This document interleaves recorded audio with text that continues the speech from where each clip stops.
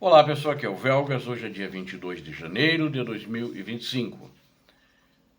Putin quer tomar 4 regiões da Ucrânia e depois enfrentar a Europa. E o tipo de paz que Putin quer para a Ucrânia. Quero convidá-los a inscreverem-se no canal, a darem um like, compartilhem com suas redes sociais, façam seus comentários. Eu conto com você inscrito no canal. Aqui você não vê fake news, aqui somente a verdade. Muito obrigado.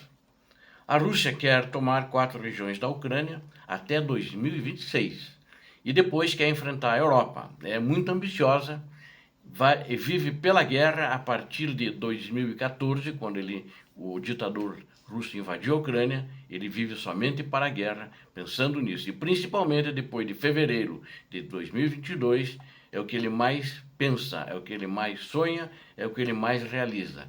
Com isso está levando a Rússia à bancarrota. Já levou, né?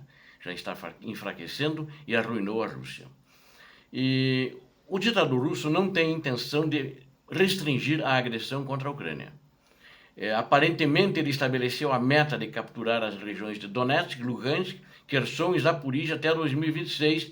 Eu disse aparentemente, mas isso é levantado pelos serviços de inteligência ocidentais, né? Basicamente França, Inglaterra, ou melhor, Reino Unido, né, e Estados Unidos da América. Mesmo que Donald Trump force Moscou, na minha opinião, a parar agora, a Rússia representará uma grande ameaça à Europa nos próximos anos. E isso aí é uma situação, né, que é porque a Rússia está se armando, além das necessidades de suas tropas na Ucrânia. Isso, inclusive, quem disse foi um major general alemão, chamado Christian Freuding, que ele é o chefe do centro de situação ucraniano, ou seja, ele quem acompanha a situação na Ucrânia. E, em particular, ele afirma que o exército russo está recebendo mais tanques, mais munição, mais mísseis e mais drones, e não está usando tudo isso na Ucrânia agora. Ele está fazendo um estoque para poder usar isso contra a Europa na segunda fase dessa guerra dele. Ou seja, Putin quer dominar o mundo. Em sua opinião, isso indica que a intenção do Kremlin, opinião do major-general, que eu falei para vocês agora, é o alemão, né? Em sua opinião, ele indica a intenção do Kremlin de se preparar para a guerra com a OTAN, mesmo que a Federação Russa não esteja atualmente pensando em entrar esse ano, né, em um conflito direto com o Ocidente. De acordo com os dados militares alemães, o exército russo está compensando amplamente suas perdas humanas e materiais na Ucrânia, né? Pelo menos está tentando compensar essas perdas e está procurando fazer recrutamento de mais soldados, e alguns estão sendo levados para treinamento mais longo, para serem mais profissionais, e alguns estão se levando com tratamento de 2 semanas para a Ucrânia. São os famosos buchas de canhão, e para isso continuam atraindo os recrutas com altos incentivos de pagamento, de bônus e também altos salários, segundo eles, alto salário para um soldado na Rússia entre 1.500 a 2.000 dólares, né? Esses soldados profissionais para irem para a guerra, quando já estiveram em combate, né? Não no treinamento. E ele fez uma comparação, o general fez uma comparação que a Alemanha hoje tem 180 mil soldados ativos, né? Além disso, a Rússia tem muito mais. Ela estabeleceu uma produção lá, tem 1,5 milhão, perdão, a Rússia tem 1,5 milhão de militares ativos, né? Sendo desses 1,5 milhão, 600 mil estão lutando na Ucrânia. E então não acho esse exército muito forte, apesar do que o general falou. Por quê? Porque ele já destruiu mais de 800 mil militares, baixas que eles tiveram, e tem mais 600 mil para morrerem na Ucrânia, se a guerra continuar desse jeito. Então, não acredito que seja esse exército tão poderoso, né? Apesar de que, segundo ele disse, o serviço de inteligência ecoou o general essa preocupação, porque eles estão fazendo muita bomba guiada, que são mais simples, de tecnologia antiga, ainda da época soviética, e que tem dado bons resultados na Ucrânia. Mísseis, projetos de artilharia, bem como drones kamikazes de vários tipos, estão procurando estocar tudo isso, né? E também estão produzindo mísseis Shahed, que eles já têm a licença, como eu já disse para vocês, do Irã, né? Então ela tem um número impressionante de tropas e uma gama de equipamentos também militares de material bélico, né?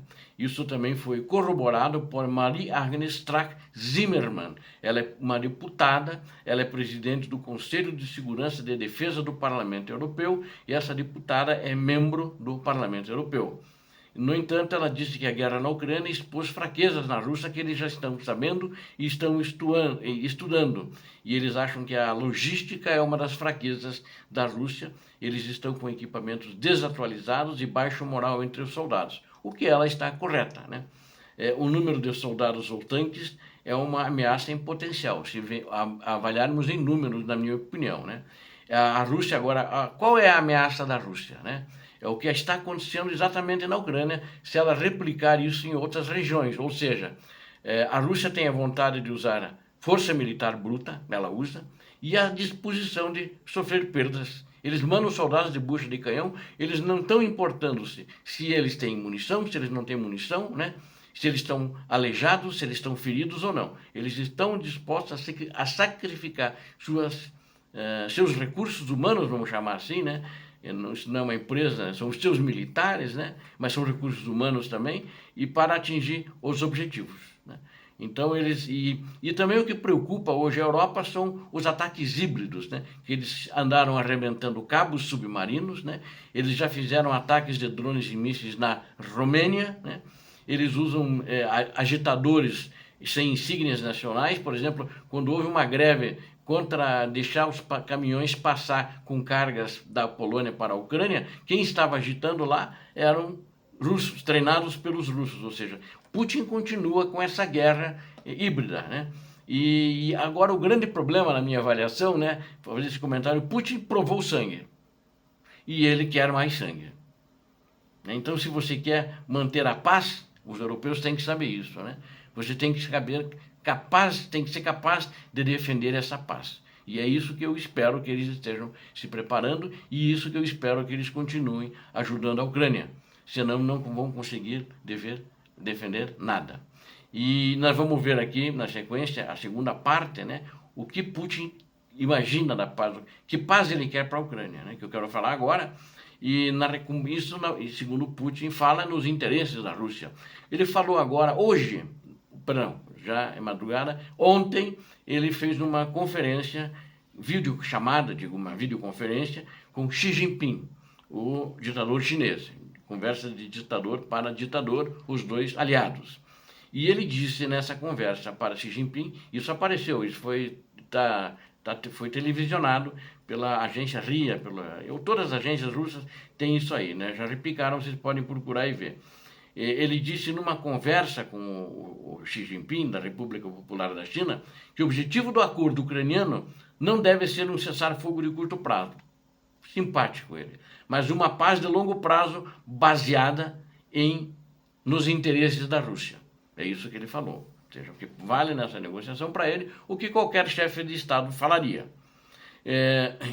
Enquanto ao acordo ucraniano em si, como o Putin já tinha enfatizado outro dia, o objetivo do acordo não deve ser esse negócio de ser uma trégua de curto prazo, nem uma trégua, mas uma paz de longo prazo, né? Baseada no respeito para os nossos interesses e objetivos. Ele falou isso anteriormente, esses dias aí. Então, eu quero concluir aqui, na RIA Novosti, que ele divulgaram isso em primeira mão, depois as outras agências russas também.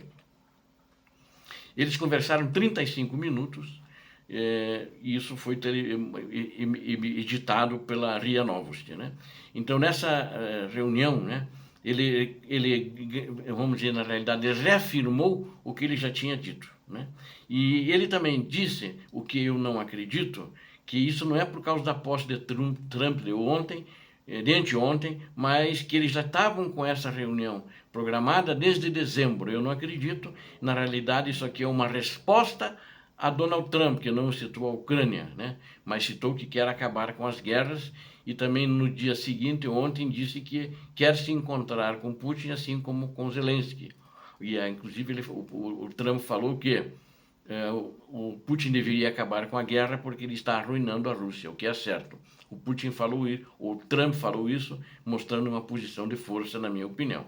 Mas aí ele deu uma resposta ontem, nessa conversa, dizendo que qualquer acordo de paz deve basear-se em eliminação das causas profundas do conflito. O que, segundo Putin, Putin, inclui o cumprimento das duras exigências da Rússia. Você veja, das duras exigências da Rússia. O cara é o cara, hein? Ele inclui o cumprimento, essas exigências concluem o que ele chamou estatuto neutro permanente da Ucrânia, a sua não adesão à OTAN. Então, a Ucrânia não deve se aderir nunca à OTAN. Limites estritos, vejam, prestem atenção nisso, ao tamanho do exército ucraniano, ou seja, ele quer que o exército ucraniano diminua de tamanho e fique em algumas áreas específicas apenas. Então ele quer com isso, ao dia que ele quiser, ele pode ir lá e engolir o exército de uma vez, né? E o que mais ele fala? A remoção do governo ucraniano do poder, o governo ucraniano do Zelensky. Ele quer colocar lá um fantoche. De acordo com as conclusões, não só minhas, mas de todo mundo, né, pensante, e não só da Ucrânia, né, ele não quer um acordo de paz, ele quer uma capitulação da Ucrânia, eu diria até, ele quer uma rendição total da Ucrânia. É um louco, está perdendo a guerra, arruinou a economia do seu país, não tem, e fica rotando de grosso, e não vai parar a guerra, na realidade é isso.